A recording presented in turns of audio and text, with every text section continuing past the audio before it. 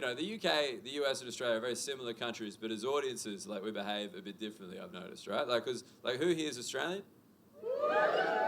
Yeah, that was probably about the upper limit of Australian enthusiasm, yeah? Do you guys feel it? You know, like 20 people fucking giving it a go? Like, Australian audiences are weird. They're here for you, but not there for you, right? Like, it's a very... They're kind of like, I bought a ticket, cunt, now it's your turn, actually. Like, I just finished work, maybe you should start. You know, like, that's how Australian audiences behave. There's also more Australian people in the room that answered that question. It's just that Australians don't like to divulge information about ourselves at any time, right? We're a former prison colony, and that's snitching. You can't be too careful, right? Any Australian people in? Fucking prove it, dog, right? Like, we don't like that. Whereas, like, what about the British? We got British people?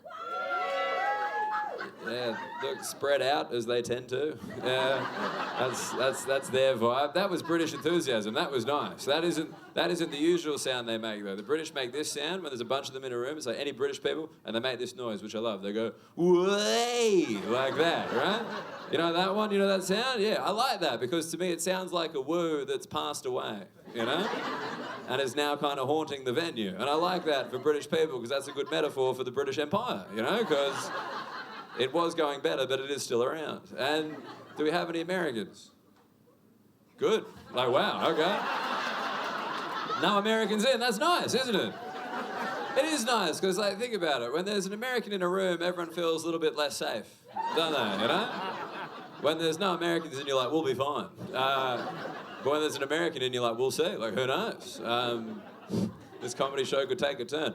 This is my theory about Americans, right? I think they like their politicians more than Australia likes our politicians, right?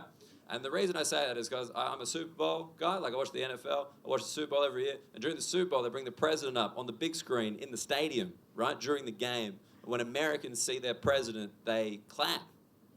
They, like, clap and cheer. They're excited to see them. Why is this blowing everybody's mind? Like... Have you guys ever seen an Australian sporting event, right? What happens when we bring the Prime Minister up on screen?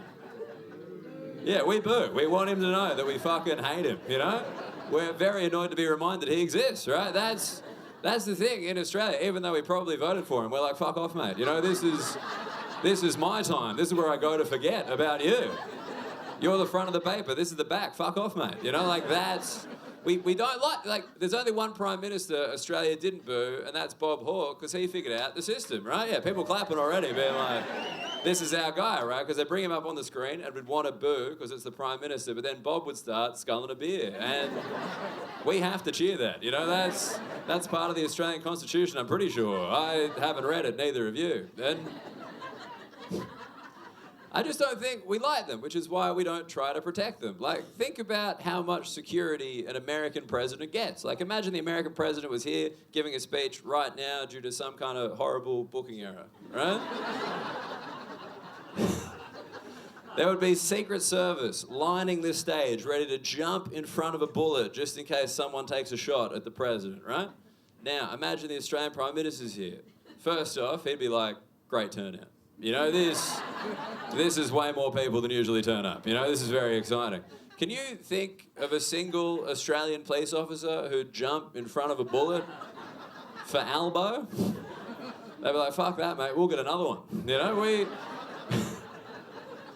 we don't like them. We don't try to protect them. John Howard went for a power walk every morning, and to attack him during that power walk, I think you just had to walk faster. I think that's the only hurdle you had to overcome, right? And if you put a hurdle down, that'd probably do it, you know? He's a 65-year-old man. He's not clearing that, you know? You walk up to the hurdle, and he's like, oh, look, a hurdle. Then you stab him, you know? Because you banned the gun, so you got to commit a more intimate murder. I'm just saying, it's a different thing. An attack on the President of the United States of America is an attack on America. An attack on the Prime Minister of Australia is an attack for Australia.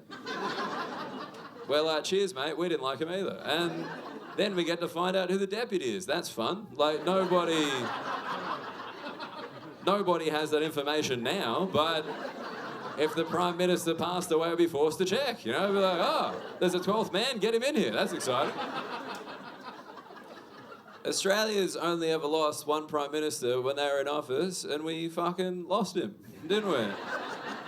Harold Holt went for a swim one day, never came back, and we just stopped looking. Isn't that crazy? As a nation, we were like, should have stuck to the flags, brother. Like, I don't know. Think it's kind of on you at this point, right? And then how did we commemorate our Prime Minister drowning? We named a pool after him. Has there ever been a more sarcastic memorial than that? That's a real thing, the Harold Holt Memorial Swimming Pool. Don't worry, they keep one lane empty out of respect. You know, that's where Harold's swimming.